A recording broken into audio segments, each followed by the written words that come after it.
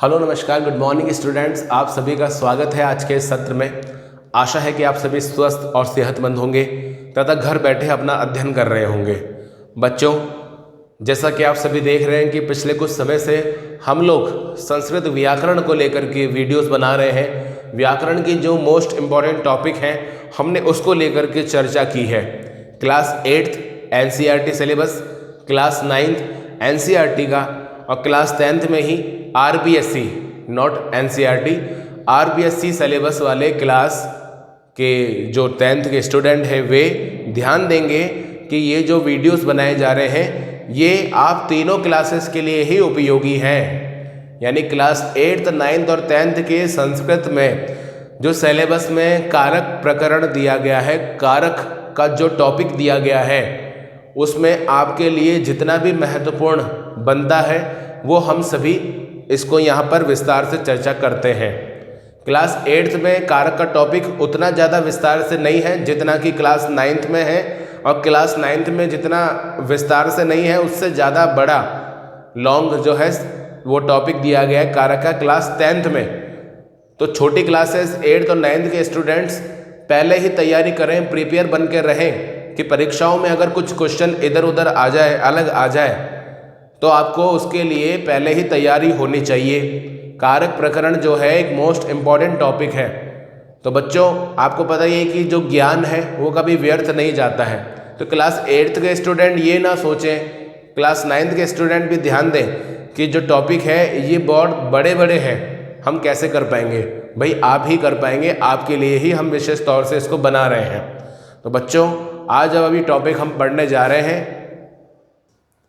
तो class 8th 9th और 10th के स्टूडेंट आप अब सभी ध्यान देंगे। कारक का जो वीडियो है ये वीडियो नंबर 3 है, पार्ट 3 है बच्चों जो हम यहाँ पढ़ रहे हैं। इससे पहले हमने पार्ट 1 और 2 बनाया था।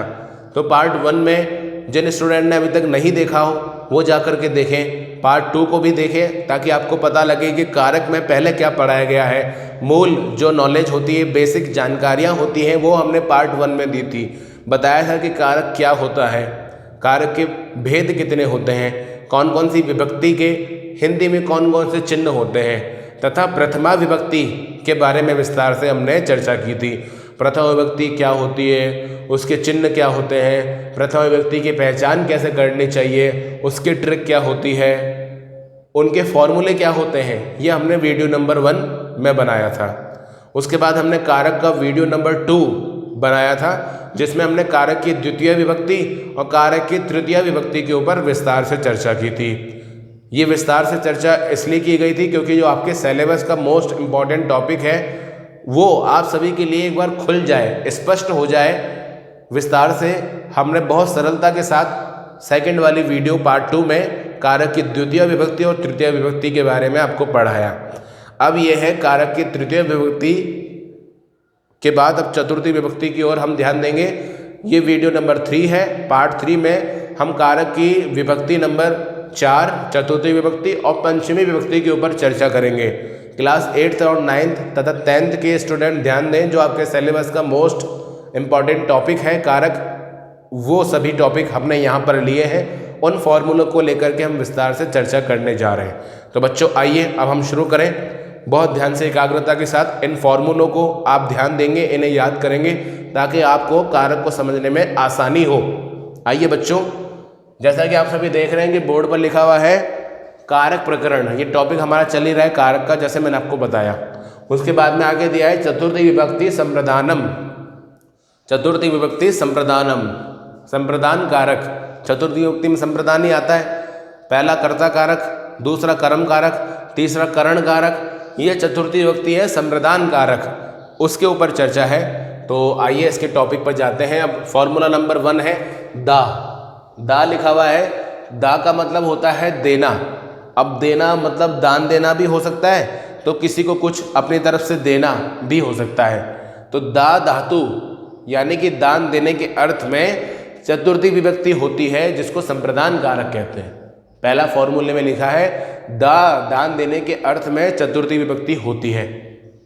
अब कैसे, इसके उदाहरण देख लीजिए। जैसे राजा विप्राय गाम ददाती, राजा जो होता है राजा वो विप्राय यानी कि ब्राह्मणों को, गाम यानी गाय, ददाती मतलब देता है। तो देने के अर्थ में ददाती, ददाती यानी देने के अर्थ में कौन सी विभक्ति आती है? चतुर्थी विभक्ति आती है।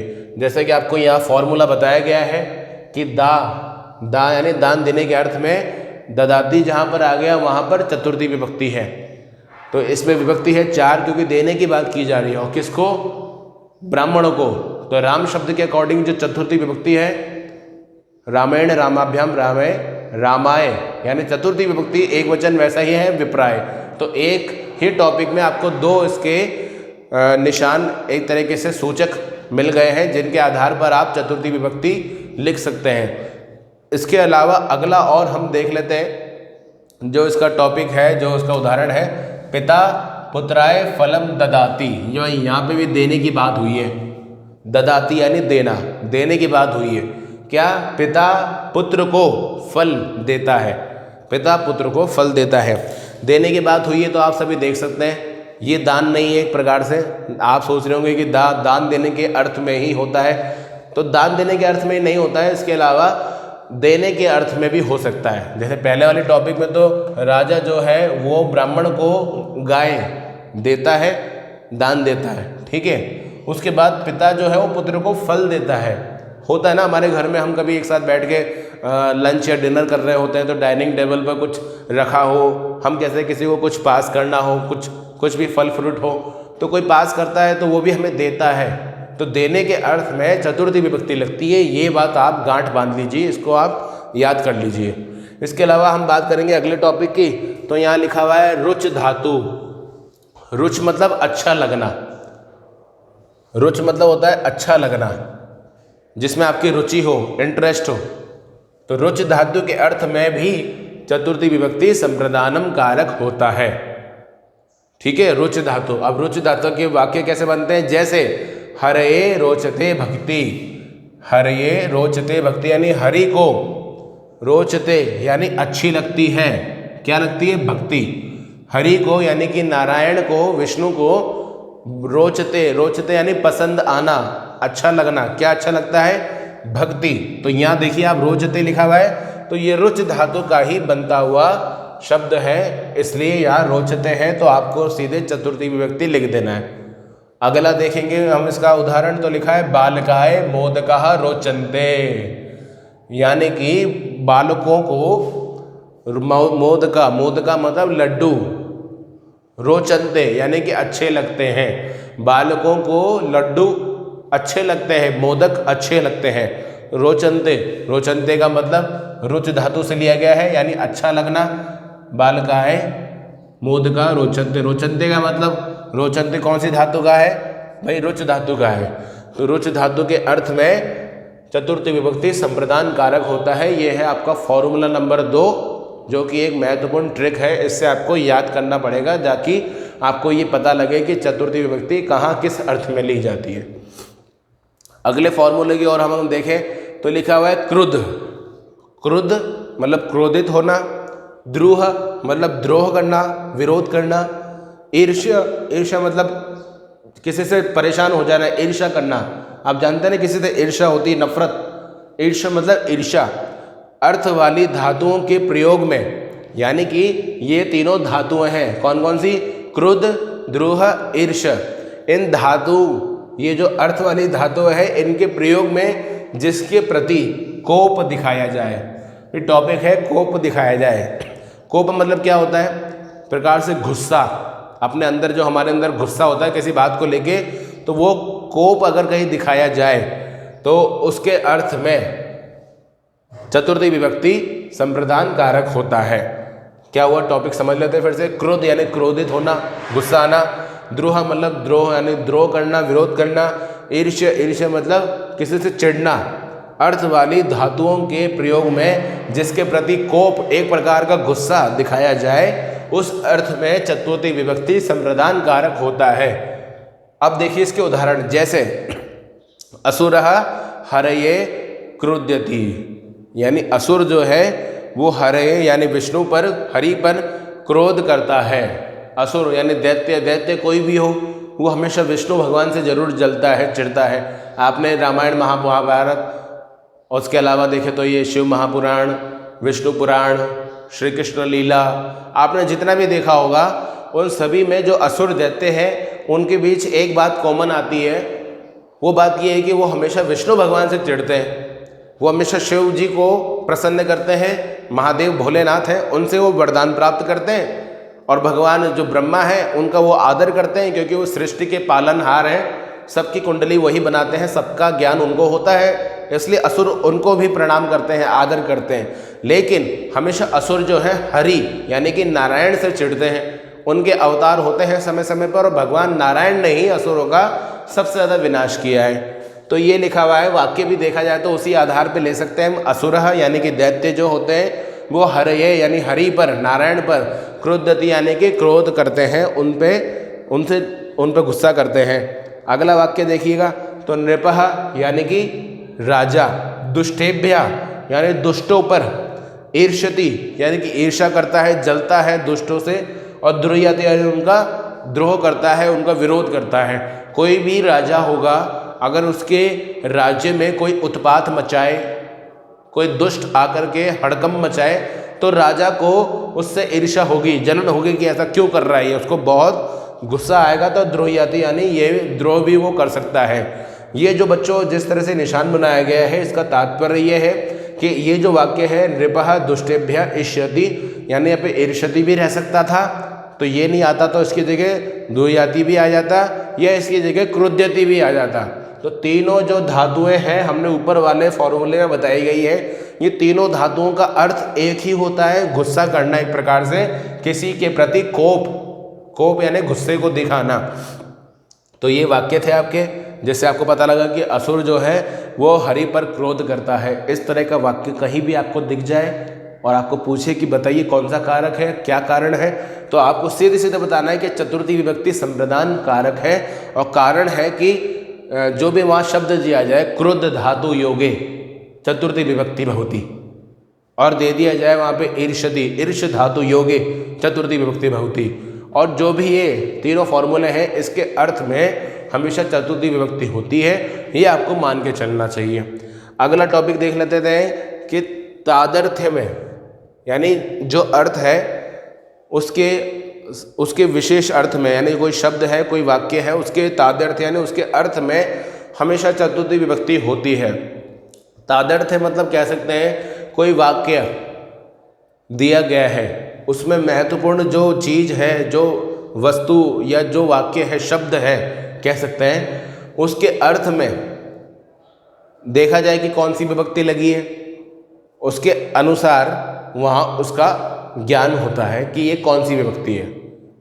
ठीक है, तादर्थ्य के अर्थ में यानी कोई वाक्य है उसमें जो सबसे मोस्ट इम्पॉर्टेंट वर्ड है उससे भी ये हम पता कर सकते हैं जब कुछ नहीं सूझ रहा हो, तो कुछ नहीं समझ में आ रहा हो, तो कि ये कौन सी विभक्ति है।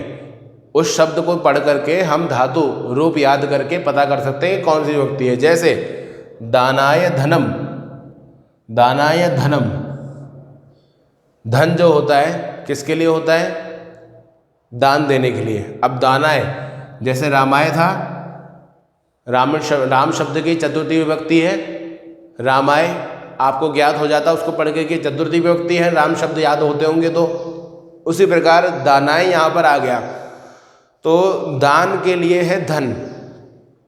उसी प्रकार देखेंगे यशसे काव्यम, काव्यम यानी काव्य से, जो आप लिखते हैं किताबें पुस्तकें, उनके काव्य लिखने से आपको क्या मिलता है, यश।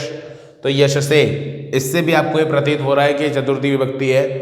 और आप देख सकते हैं रक्षणाय शक्ति, शक्ति किसके लिए होती है, रक्षा करने के लिए होती है। आपके अंदर जो ताकत होती है, शक्ति होती है, बल होता है, वो किस लिए होता है, दूसरों की रक्षा करने के लिए, ना कि दूसरों पर अपनी ताकत दिखाने के लिए। ये गलत बात है। अपनी शक्ति का, ताकत का कभी किसी पे घमंड नहीं करना चाहिए और किसी को नहीं दिखाना चाहिए कि हम में इतनी ताकत है, क्योंकि आपसे भी बलशाली कोई ना कोई बना है जो एक ना एक दिन आपको हराएगा, आपके घमंड को तोड़ेगा। इसलिए आपको अपनी शक्ति हमेशा किसके लिए होनी चाहिए, रक्षणाय, रक्षा के लिए होनी चाहिए। अब जैसे रामाय था चतुर्थी विभक्ति एक वचन, वैसे ही रक्षणाय है। तो ये रक्षणाय को देख करके आपको प्रतीत हो गया होगा कि ये चतुर्थी विभक्ति है। उसी प्रकार यहाँ पे दानाय आया तो राम शब्द की चतुर्थी विभक्ति एक वचन रामाय होती है। तो वैसे ही यहाँ दानाय है, इस दानाय को देख के भी आपको ये ज्ञात हो गया होगा कि तादर्थ में, जो टॉपिक है हमारा, तादर्थ में हमेशा चतुर्थी विभक्ति होती है। तो ये बच्चों कुछ महत्वपूर्ण टॉपिक हैं जिसके आधार पर आप ये पता कर सकते हैं, जब आपको कुछ समझ में नहीं आ रहा हो कि ये कौन सी विभक्ति है, तो उसमें आपको समझ में आ जाएगा कि ये चतुर्थी विभक्ति है। या कुछ नहीं समझ में आ रहा तो उनके जो टॉपिक है उनको देख के भी आप ये पता कर सकते हैं कि ये शब्द धातु रूप में कौन सी विभक्ति का शब्द था, उसके अनुसार आप इसका निर्णय कर सकें कि ये कौन सी विभक्ति है। अब हम बात करते हैं आगे की ओर। जो अगला टॉपिक है हमारा, लिखा है नमः, स्वस्ति, स्वाहा, स्वधा, अलम, वचट के योग में चतुर्थी विभक्ति होती है। कौन कौन सा? नमः मतलब नमस्कार करना, स्वस्ति, स्वस्ति मतलब आशीर्वाद देना, कल्याण की कामना करना, स्वाहा हवन में आहुति देते हैं जब हम पितरों को, देवताओं को, ईश्वर को, उनके लिए। स्वधा, स्वधा भी इसी के अर्थ में लिया जाता है। और अलम, अलम का मतलब होता है बस, काफ़ी है जो, पर्याप्त है जो, अलम मतलब काफ़ी है जो। तो ये चार शब्द हैं। और अलम और वशट, वशट भी इसी के अर्थ में लिया जाने वाला शब्द है। नमः मतलब नमस्कार, स्वस्ति मतलब कल्याण के लिए, स्वाहा, स्वधा, वशट, ये तीनों लगभग एक ही है। ये हवन के दौरान या कुछ क्रियाओं के लिए, अपने दैविक जो होती है उन क्रियाओं के दौरान हम उपासना पूजा पद्धति में इन शब्दों का उपयोग करते हैं। इन शब्द से रिलेटेड कोई वाक्य आपको दिख जाए तो वहाँ पर कौन सी विभक्ति होती है? चतुर्थी विभक्ति संप्रदान कारक होता है। अब आइए इसके आप महत्वपूर्ण टॉपिक देख लें। जैसे कृष्णाय नमः लिखा है, कृष्णाय नमः यानी कृष्ण को नमस्कार है। पितरेह स्वाहा, पितृ देवताओं को हवन में हम स्वाहा, उनके लिए आहुति दे रहे हैं। स्वधा, स्वधा का भी अर्थ उसी अर्थ में हवन में उपयोग में किया जाता है। और सर्वेभ्य स्वस्ति यानी सभी का, सर्वेभ्य यानी सभी का, स्वस्ति मतलब कल्याण हो, सभी सुखी हो। तो ये जो शब्द है नमः, स्वधा, स्वस्ति, स्वाहा, वशट, अलम, ये कहीं भी आपको दिख जाए तो वहाँ पर हमेशा चतुर्थी विभक्ति संप्रदान कारक होता है। ये बड़ा महत्वपूर्ण हमारा सबसे इम्पोर्टेंट टॉपिक था। चतुर्थी विभक्ति के पहचान के फॉर्मूले ये जो आते हैं क्लास 8th, 9th और 10th के, वो आपको यहाँ दे दिए गए थे। इसी के साथ आपकी चतुर्थी विभक्ति पूरी होती है बच्चों। आइए हम चलते हैं पंचमी विभक्ति की ओर। पंचमी विभक्ति यानी कि अपादान कारक। पंचमी विभक्ति यानी कि कौन सा? अपादान कारक। आप देखिए अपादान कारक जो होता है उसके चिन्ह आपको बताए गए थे पहले वाले वीडियो में, वीडियो नंबर पार्ट 1 जो हमने बनाया था आप सभी के लिए। उसमें बताया था कि अपादान कारक जो होता है उसके पहचान का चिन्ह हिंदी में क्या होता है, और पंचमी विभक्ति जो है वो मूल रूप से किस बात का संकेत करती है? वो मूल रूप से अलग होने के अर्थ में संकेत करती है, किसी से अलग होने के अर्थ में। और आप देख सकते हैं कि ये जो टॉपिक है इसमें पहला वाला फॉर्मूला अगर देखें तो लिखा हुआ है से मतलब अलग होने के अर्थ में पंचमी विभक्ति अपादान कारक होता है। जैसे सह यानी वह, ग्रामात यानी कि गांव से, ग्रामात यानी गांव से, रामात पंचमी विभक्ति राम शब्द का एक वचन रामात, वैसे ही पंचमी विभक्ति एक वचन जो है यहाँ ग्रामात है। और इसका कारक के अकॉर्डिंग चिन्ह क्या है हिंदी में? से। और वो से किस में है? अलग होने के अर्थ में, कोई कहीं से अलग होता है उसके अर्थ में। तो लिखा है सह यानी वह, ग्रामात यानी गांव से, आयाति यानी आता है। ये वाक्य का अर्थ हुआ वह गांव से आता है। अब आप देखिए वह गांव से आ रहा है, इसमें आप पंचमी विभक्ति की पहचान कैसे माने? तो इसमें पहचान आपको ये मानना है कि वो अलग हो रहा है। कहाँ से? गांव से। भाई कोई व्यक्ति अगर गांव से आता है तो गांव से अलग होके तो आता है, उसको जहाँ भी जाना हो गांव से अलग होके तो जाएगा। ऐसा तो है नहीं कि वो पूरा गांव अपने साथ उठा के लेके आ जाएगा, वो कहीं ना कहीं से अलग होता है। जैसे कोई गांव से आता है, कोई शहर से आता है, कोई विदेश से आता है, कोई कहीं और से आता है। तो वैसे जो अलग होने के अर्थ में अगर कोई आ रहा है तो उसमें हम पंचमी विभक्ति यानी कि अपादान कारक मानते हैं। दूसरा फॉर्मूला देखते हैं तो वृक्षात पत्राणि पतंती यानी वृक्षों से पत्ते गिरते हैं। भाई वृक्षों से पत्ते गिरते हैं तो गिरने के बाद वापस जाके तो नहीं चिपक जाते हैं, उसके लग तो नहीं जाते हैं।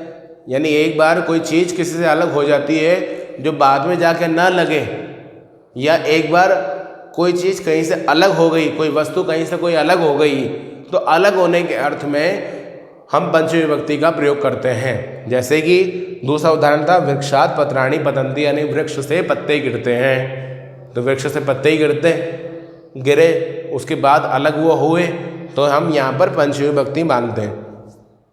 दूसरा फॉर्मूला देखते हैं हम, जुगुप्सा। जुगुप्सा का मतलब होता है घृणा करना, किसी से नफरत करना, मन में घिन आ जाती है ना, तो जुगुप्सा मतलब घिन आना, घृणा होना। और विरमति, विरमति का मतलब होता है रुकना, विराम करना, ठहरना। भय, भय मतलब डर। और त्राण, त्राण मतलब भी होता है, त्राण मतलब होता है रक्षा करना। भय मतलब रक्षा करना, और त्राण मतलब बचाना, रक्षा करना। भय मतलब डरना, त्राण मतलब रक्षा करना। ठीक है, तो इनके अर्थ में भी कौन सी चतुर्थी विभक्ति अपादान कारक होता है। फिर से देख लेते हैं हम कौन कौन से शब्द दिए गए हैं, कौन कौन से धातुओं के अर्थ में चतुर्थी के बाद पंचमी विभक्ति है, पंचमी विभक्ति अपादान कारक होता है। तो जुगुप्सा यानी घृणा करने के अर्थ में, विरमति यानी रुकने के अर्थ में, भय मतलब डरने के अर्थ में, त्राण मतलब रक्षा करने के अर्थ में हमेशा पंचमी विभक्ति अपादान कारक होते हैं।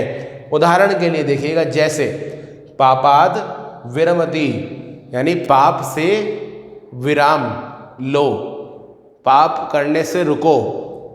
हम सभी को पाप नहीं करना चाहिए, सभी जानते हैं। तो पापाद विरमति, यहाँ दिया हुआ है विरमति यानी विराम, यानी रुको, ठहरना, पाप करने से रुको, बचो, इसलिए विराम लो। तो ये वाक्य में हमें ये विरमति यानी रुकना जैसा शब्द जो था धातु प्रतीत हुआ, इसके आधार पर ये पंचमी विभक्ति अपादान कारक हो गया। अब आगे ध्यान देंगे तो लिखा है जुगुप्सा, पापाद जुगुप्सते, यानी पाप करने से घृणा करो, पाप करने से नफरत करो कि हमें पाप नहीं करना है। उसी प्रकार अगला दिया हुआ है सचौराद त्रायते, स यानी वह, चौराद यानी चोर से, रामात के अकॉर्डिंग ही देख लीजिए चौराद आ गया। मेन बात था धातु कौन सा है, तो त्रायते, त्राय मतलब होता है रक्षा करना, बचाना, तो इसका मतलब हुआ वह चोर से रक्षा करते हैं। आगे ध्यान देंगे सह चौराद विभेति। अब देखिए इसमें भी वही है, स यानी वे, चौराद यानी पंचमी विभक्ति का ही है, यहाँ प्रतीत हो रहा है राम शब्द के अकॉर्डिंग, रामा, तो यहाँ चौराद। विभेति, धातु कौन सा आया है, विभेति, मोस्ट इंपॉर्टेंट थिंग ये है। तो विभेति यानी क्या होता है, विभेति का मतलब होता है डरना, जो यहाँ लिखा था भय, भय को संस्कृत में कहते हैं विभेति, यानी भय, डर। आपके लिए लिख देता हूँ यहाँ पर, इससे आपको पता लगेगा क्या है ये, डर। ठीक है, विभेति मतलब डर। तो यानी इस तरह के मिलते जुलते वाक्य कहीं पर दिखें तो वहाँ पर हमेशा पंचमी विभक्ति यानी कि अपादान कारक होता है।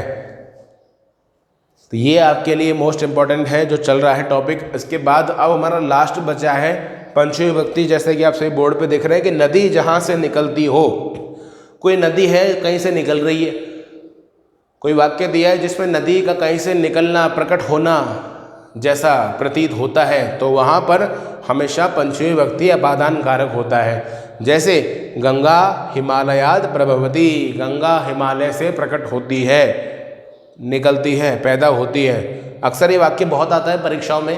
क्लास 8th 9th और 10th के स्टूडेंट ध्यान दें कि वाक्य निर्माण जो होते हैं उनमें भी ये प्रश्न अक्सर दिया जाता है, गंगा हिमालय से निकलती है, इसको संस्कृत में बनाओ। ये गंगा हिमालय से पैदा होती है, उसको बारे में लिखो, संस्कृत बनाओ। या गंगा हिमालयाद प्रभवती, इसकी हिंदी लिखो। तो वाक्य परिवर्तनों में भी ये जो वाक्य है, बड़ा टॉपिक जो बड़ा है, ये महत्वपूर्ण है, इम्पोर्टेंट है। तो गंगा हिमालयाद प्रभवती, आप सभी जानते हैं कि गंगा हमारी राष्ट्रीय नदी है, यह हमारे धर्म आस्था का प्रतीक है। तो गंगा कहाँ से निकलती है, हिमालयात। तो आप देख सकते हैं कि राम शब्द की पंचमी विभक्ति जो थी हिमालयात या रामात, तो वैसे ही हो गए हिमालयात। और कोई नदी है तो गंगा नदी है, सब जानते हैं। और गंगा नदी कहाँ से प्रभवती यानी निकलती है, तो प्रकट होने के अर्थ में भी पंचमी विभक्ति अपादान कारक हो गया। उसी प्रकार साबरमती एक नदी है, बहुत सभी जानते हैं कि साबरमती के संत तूने कर दिया कमाल, यानी महात्मा गांधी राष्ट्रपिता साबरमती के किनारे वाले थे, आप सभी को पता ही होगा। तो साबरमती नदी बड़ी पवित्र है, बड़ी महान मानी जाती है। तो वो नदी भी कहाँ से निकलती है? वो अरावली से निकलती है। राजस्थान की पर्वत श्रेणी है, महान पर्वत श्रेणी अरावली पर्वतमाला। तो साबरमती भी कहाँ से? अरावली पर्वतमालायात या अरावलियात निसरती, यानी कि निकलती है। तो बच्चों ये कुछ टॉपिक थे आपके पंचमी विभक्ति, जो कि अपादान कारक के लिए बड़ा ही इम्पोर्टेंट है, जिसके पहचान के लिए ये ट्रिक, ये कुछ फॉर्मूले आपको बताए गए हैं। इनके आधार पर ही आपके क्लास 8th और 9th तथा 10th में टॉपिक आते हैं, वाक्य आते हैं। तो आप सभी को इसको अच्छे से समझा होगा। उम्मीद है कि आपको चतुर्थी विभक्ति और पंचमी विभक्ति कारक जो होते हैं, इसका प्रयोग, इसकी पहचान कैसे की जाती है, इसका पता लगा होगा। जो कुछ भी मैंने बोर्ड पर लिखा है ये आपके टॉपिक से रिलेटेड है, आपके सिलेबस में आता है। आप सभी इस वीडियो को बहुत ध्यान से देखें तथा जो भी यहाँ पर ये लिखा गया है आपको उसको अपने होमवर्क की कॉपी में अनिवार्य रूप से करना है। साथ ही अपनी परीक्षाओं की तैयारी भी करनी है। परीक्षाओं में भी कारक जो है कि बड़ा इम्पोर्टेंट होता है। तो बच्चों इसी के साथ इस वीडियो नंबर 3 में हम इतना ही पढ़ेंगे। ये वीडियो क्लास 8th, 9th और 10th तीनों के लिए थी। तीनों क्लासेस के स्टूडेंट्स वीडियो को अच्छे से देखें और नोट करें जो जो यहाँ पढ़ाया गया है। अगली वीडियो बनाएंगे हम इस कारक का, जो कि 4th पार्ट होगा, जो कि लास्ट पार्ट भी होगा। उसके अंदर हम कारक की षष्ठी और सप्तमी विभक्ति के ऊपर चर्चा करेंगे। भाई कारक तो संस्कृत में कितने होते हैं? 6, पर विभक्तियां तो 7 होती है, उस बारे में हम चर्चा करेंगे। तब तक के लिए आप सभी अपना अपना ध्यान रखें, घर में रहें और पढ़ाई करते रहें। नमस्कार।